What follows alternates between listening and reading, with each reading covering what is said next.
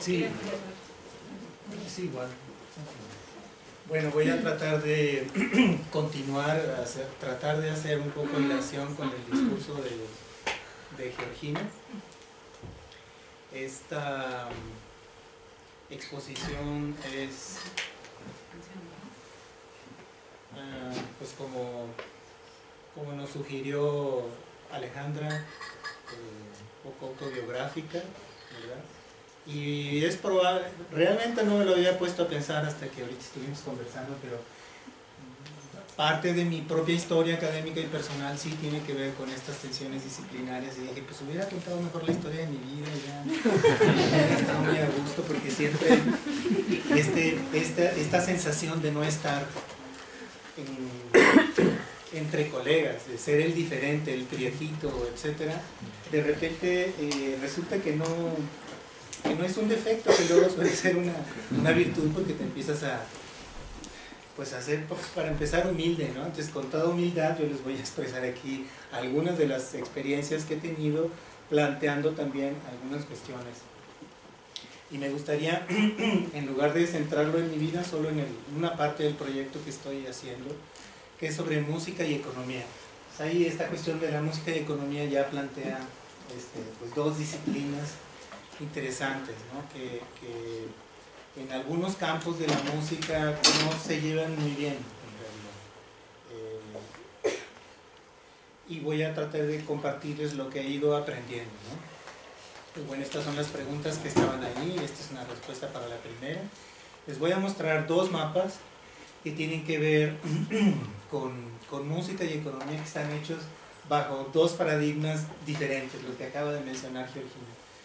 Este primer mapa son espacios de hip hop en la década de los 90, donde se va a cantar, se paga entrada, se bebe alcohol o lo que sea, o sea, son negocios, pero donde hay hip hop o rap, ¿no? Música rap.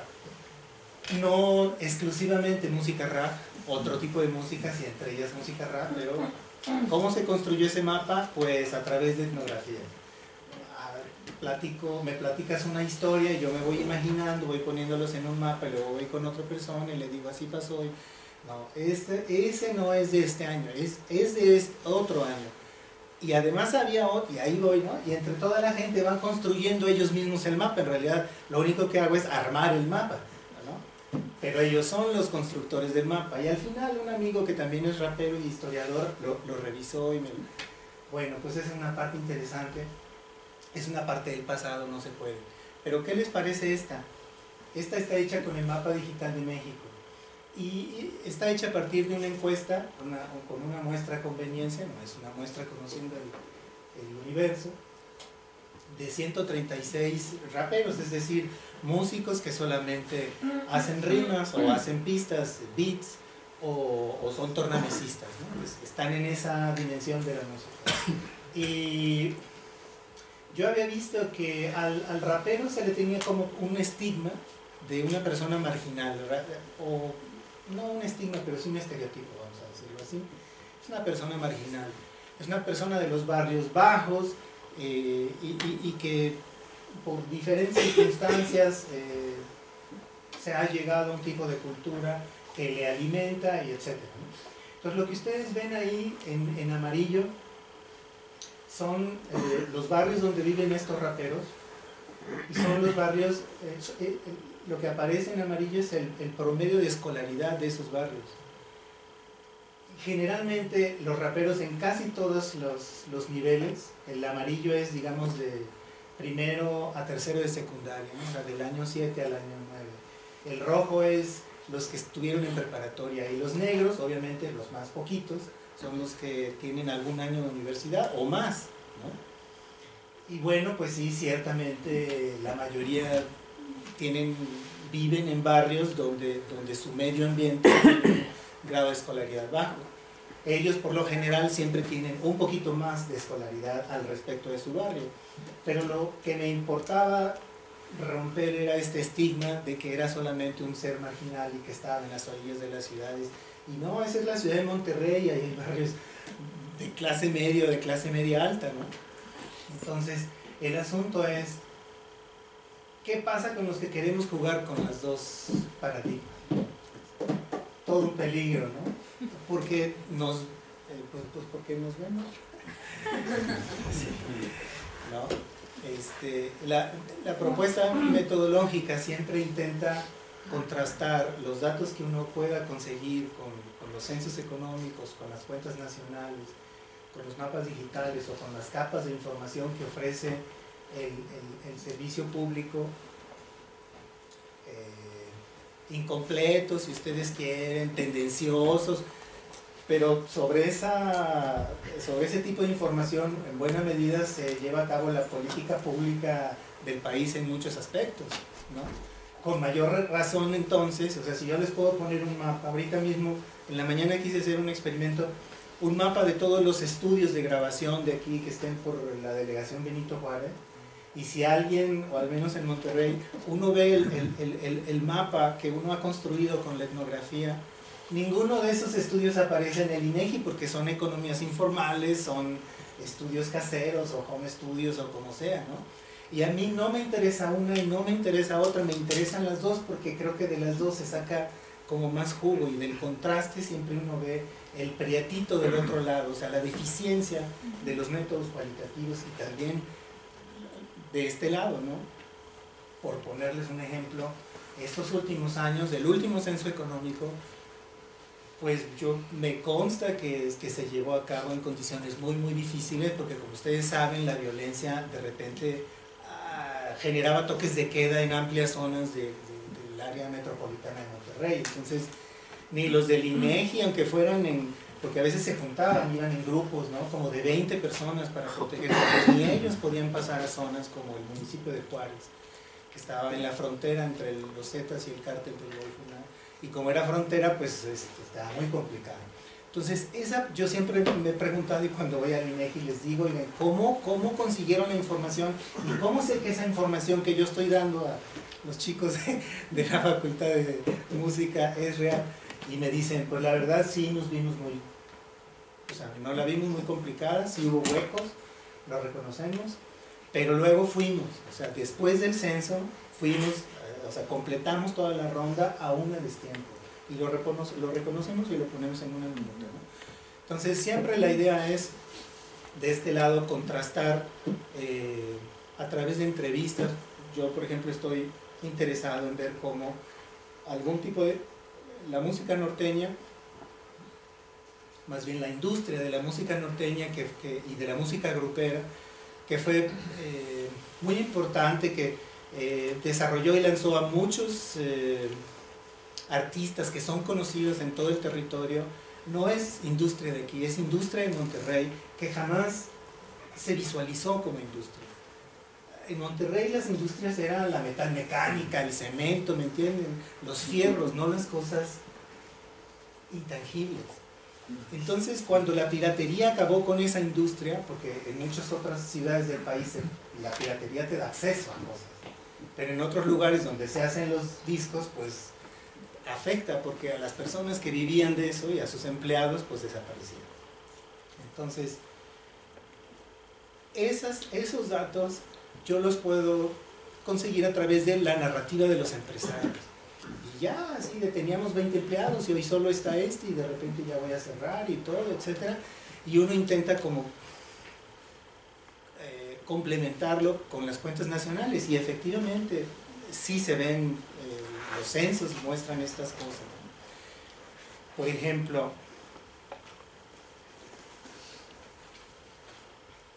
ahí hay los productores de espectáculos, ¿no? El ingreso que tienen los productores de espectáculos artísticos.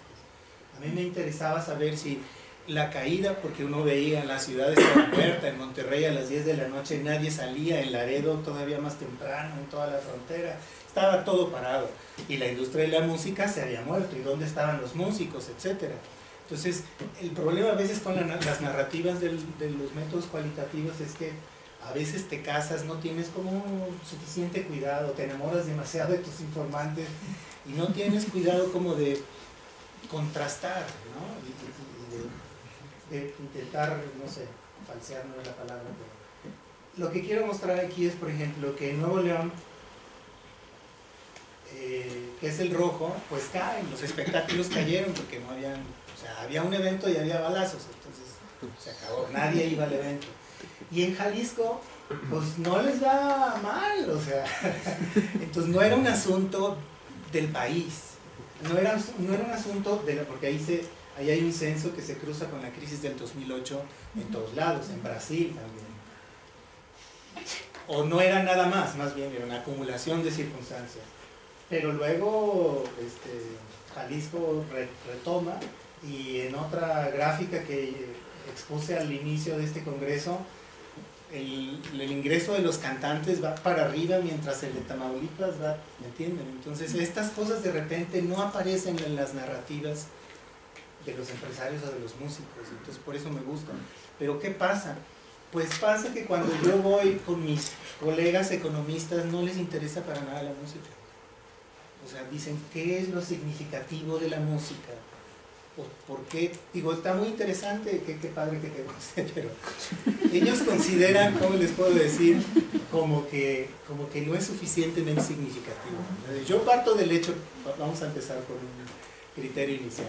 Para que haya tensiones disciplinares, tendría que haber primero encuentros disciplinares. Si no hay encuentros, pues no va a haber tensión, ¿no? Entonces, pues, si los economistas jamás voltean a ver a la música como algo digno, digo, estoy hablando del ambiente en el que me he movido, no significa que probablemente aquí sí haya, por ser la capital del país, no sé. Y si los que estudian música de repente no se interesan tanto por la economía, pues entonces es probable que no haya atención disciplinar.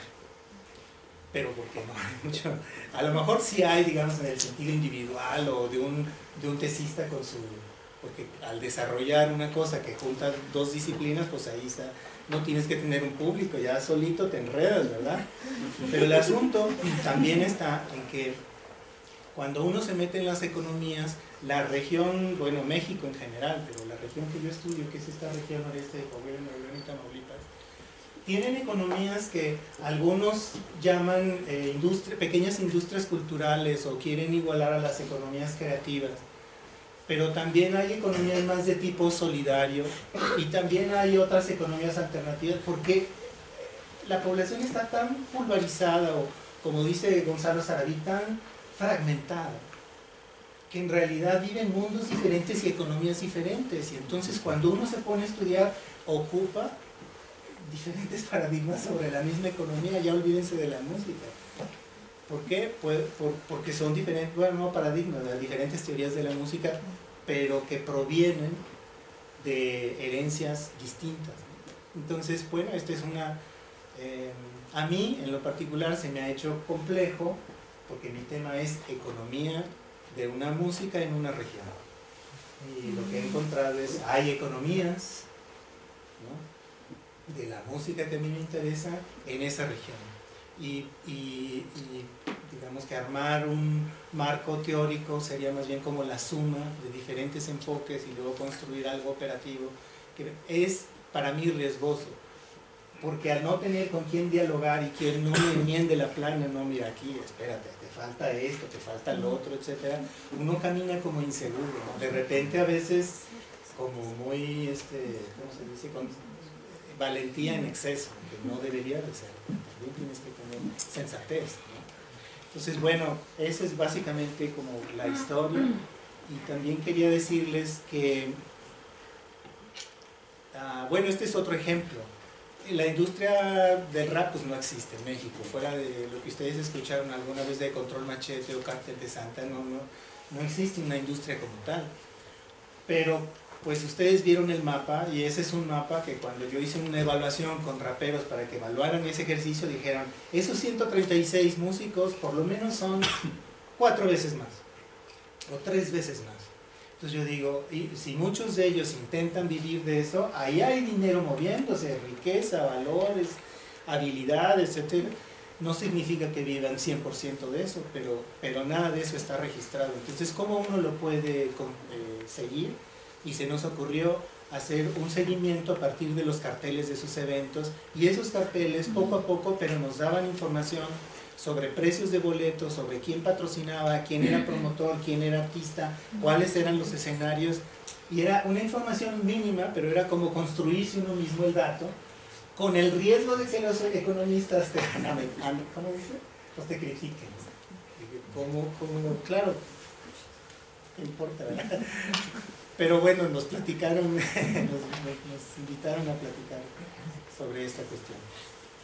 Y bueno, ya para terminar, la idea que está detrás de esto es que sí siento que hay necesidad y posibilidad de hacer construir diferentes sistemas informativos que luego puedan ser compatibles, que provengan de herencias disciplinares y de disciplinas diferentes. Y siento que con el tiempo, bueno, y siento además que por ejemplo, al escuchar o leer los casos de Brasil que son tan complejos, que son varios mundos en interacción, o el caso de México, siento que en ese sentido estudiar esa complejidad en realidad nos hace más fuertes y nos hace mejores, ¿no? Meterte en esas complejidades, ¿no? Bueno, eso por mí sería todo, y esperaremos sus comentarios y sus preguntas.